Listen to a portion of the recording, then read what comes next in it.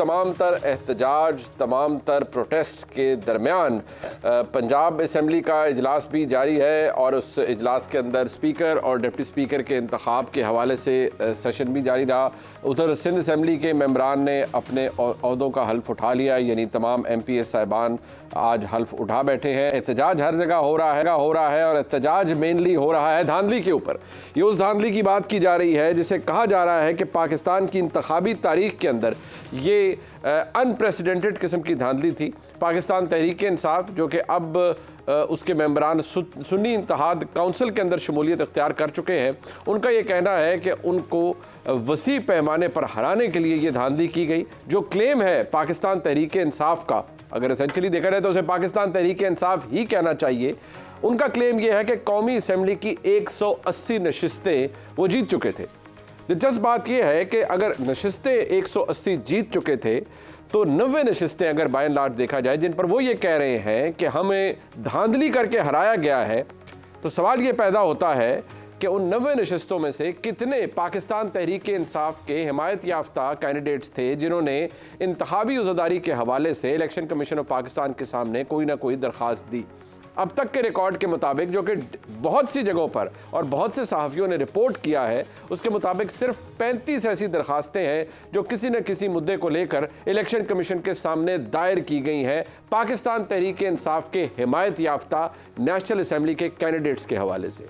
दीगर मेंबरान कहाँ हैं, उन्होंने ये दरखास्तें क्यों दायर नहीं की?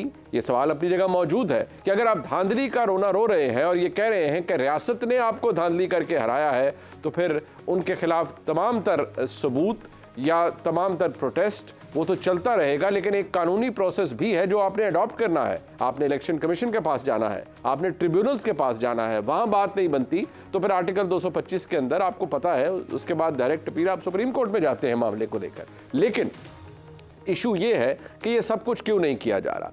पंजाब के अंदर जो हो रहा है वो भी हमारे सामने है। वज़ीर आला नामज़द हो चुकी हैं मरीम नवाज शरीफ साहिबा, कंफर्टेबल मेजॉरिटी है। It's a matter of time कि बहुत जल्द वो अपने ओहदे का हल्फ भी उठा लेंगी।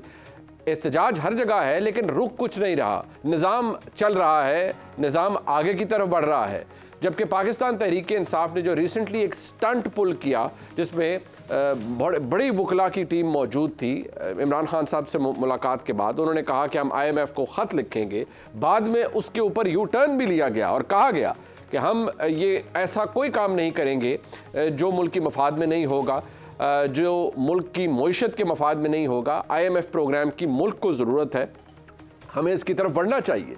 लेकिन दिलचस्प बात यह है कि इमरान खान साहब अभी भी ये कहते हैं, और गुज़िश्ता रोज़ में उन्होंने रिपोर्टर्स से गुफ्तगू की जब गैर रस्मी, तो उन्होंने कहा अपने ट्रायल से पहले कि ख़त लिख लिया गया है, अब तक तो पहुंच जाना चाहिए IMF को, ये पैसे ले लिए तो ये वापस कौन करेगा। इस तरह की बातें वो पहले भी करते रहे हैं। पाकिस्तान तहरीक इंसाफ के पास एग्जिट स्ट्रेटजी क्या है?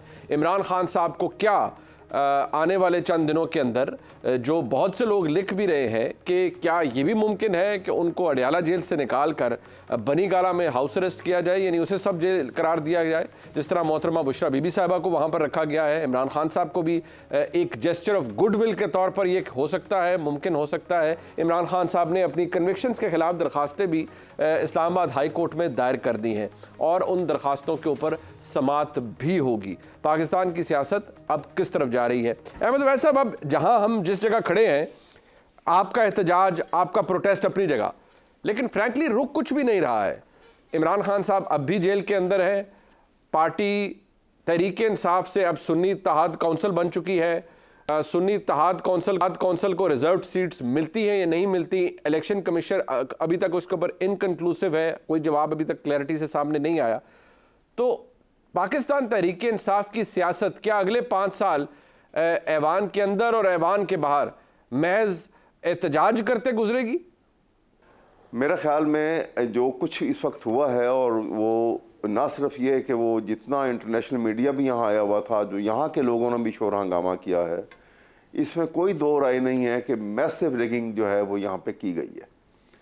मैं खुद जिस केस को डील कर रहा हूँ, डॉक्टर यास्मीन राशिद के केस को, जो मियाँ नवाज शरीफ का हल्का था जी, आप सोच नहीं सकते हैं कि रात के कोई 11 बजे के करीब जब लास्ट रिजल्ट जिन्होंने यहाँ से अनाउंस किया, उसके मुताबिक तो आउट ऑफ 376 पोलिंग स्टेशन 343 के रिजल्ट आ चुके हुए थे और उसके सिर्फ 33 पोलिंग स्टेशन के रिजल्ट बाकी थे। 99,000 प्लस में यास्मीन राशिद के वोट थे और 78,000 प्लस में मियां नवाज शरीफ के वोट थे। यहाँ पे रोक दिया गया और एक सीनियर पुलिस ऑफिसर जो है उनके वहाँ रिटर्निंग ऑफिसर के कमरे में गया और उसने वहाँ के जो एजेंट थे, क्योंकि फॉर्म 47 की कंपाइलिंग का प्रोसेस हो रहा था, ठीक, उसको निकाल दिया गया बाहर। और उसके बाद वहाँ पे 11 साढ़े 11 बजे रात को वो रिटर्निंग ऑफिसर गालिबन उसने रिफ्यूज़ कर दिया कि मैं फैब्रिकेटेड रिजल्ट नहीं बनाऊंगा, उसको भी निकाल दिया गया। अच्छा जी।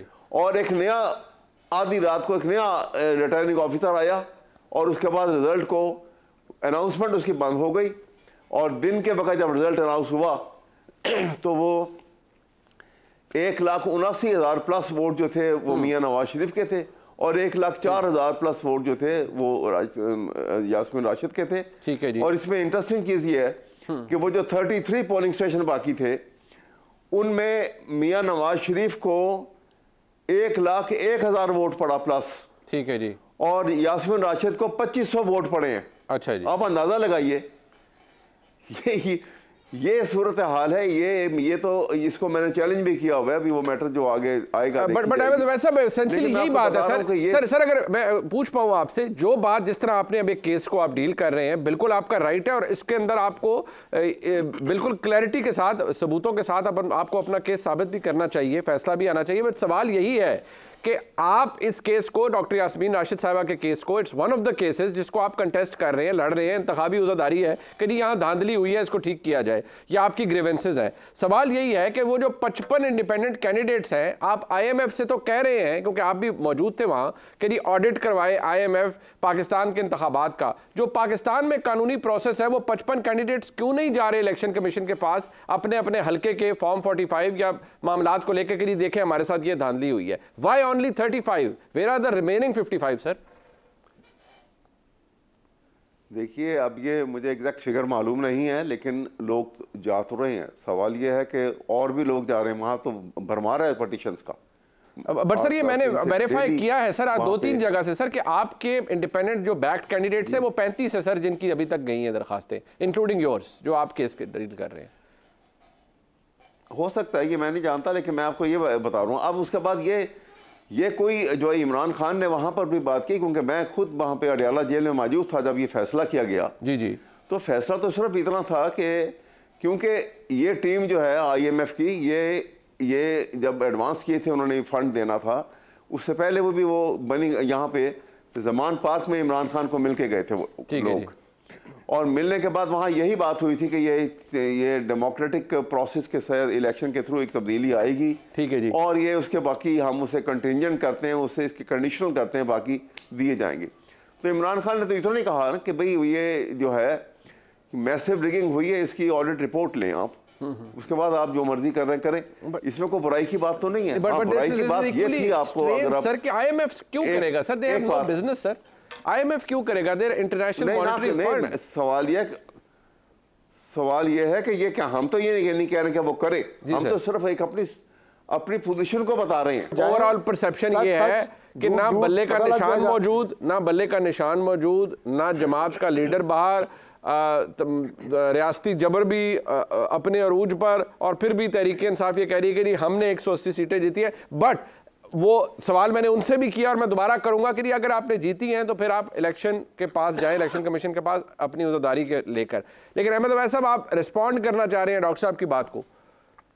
मैं एक बात का रिस्पॉन्ड करना चाह रहा हूँ। अभी डॉक्टर साहब ने बड़ी इंटरेस्टिंग बात की, कहने लगे कि जी देखना तो ये है कि वो रिटर्निंग ऑफिसर कमरे में अगर दूसरा कैंडिडेट मौजूद नहीं था तो फिर इनको निकाल दिया, तो फिर क्या ऐसी बात हो गई? ये रिक्वायरमेंट ऑफ लॉ है या कानून की किताब को बाहर फेंक दो उठा के। वो सेक्शन 92 जो है ना इलेक्शन लॉज 2017, जी जी, वो कहता है कि जब आपने उसका फॉर्म 47 को जब आपने कंपाइल करना है, मुकम्मल करना है, तो it has to be in the presence of the candidate. ठीक।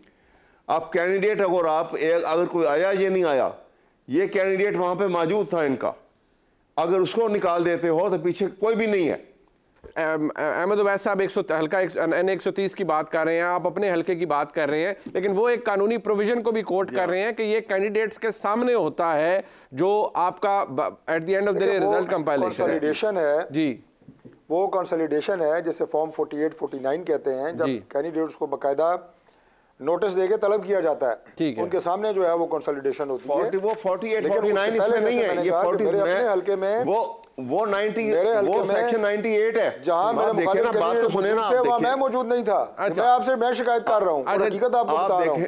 आप देखें जी, आप डॉक्टर साहब एक बात सुनिए, फॉर्म 48 49 से पहले फॉर्म 47 आता है, बिल्कुल, और फॉर्म 47 के लिए सेक्शन 92 है, उसकी लैंग्वेज पढ़ लीजिए आप, किसी और तरफ जाने की जरूरत नहीं है, किसी वकील को या किसी जुरिस्ट को एंगेज करने की जरूरत नहीं है, बिल्कुल सिंपल लैंग्वेज है, जो आप भी पढ़ेंगे तो आप भी कहेंगे कि हाँ इसके मुताबिक ऐसा ही होना है। ठीक, ये कानून की रिक्वायरमेंट है। लेकिन एक बात पे तो मैं तो आपको अर्ज कर रहा हूं ना कि ये जो इल्जामात फॉर्म 45 के हवाले से भी लगाए गए, फॉर्म 45 के जी बाकियों के पास नहीं है। कल हम इलेक्शन कमीशन के बाहर गए, हमने अपने फैसले की कॉपी ली जिसमें हमारे अल्हम्दुलिल्लाह नोटिफिकेशन बहाल हुए सारे, वहां प्रेस कॉन्फ्रेंस की, हमने सारे फॉर्म 45 दिखाए वहां पे कि हमारे पास मौजूद है। आपके पास फॉर्म 45 मौजूद है, सारे मौजूद है। ये देखिए, मतलब अगर 380 पोलिंग स्टेशन है जी, तो 380 नहीं होंगे तो 300 तो होंगे, क्योंकि बाज वक़्त किसी जगह पोलिंग स्टेशन से आपके पास रिजल्ट नहीं भी आता, ठीक है, लेकिन 80% 90% मौजूद होते हैं और मौजूद हैं। कल दिखाए हमने मीडिया पे। मैं आपको सिर्फ ये कह रहा हूं कि इल्जाम बराए इल्जाम इस वक्त तक तहरीक इंसाफ जो मीडिया के ऊपर लगा रही है, सोशल मीडिया के ऊपर जो प्रोपेगेंडा फैलाया हुआ है, और वो कहते हैं ना अन्नी पाई हुई है, वो आप मुतलका फोरम्स के ऊपर जब लेके जाएंगे तो दूध का दूध पानी का पानी वहां पता लगेगा। नहीं है, जो लोग आंखों से देख रहे हैं वो कर रहे हैं।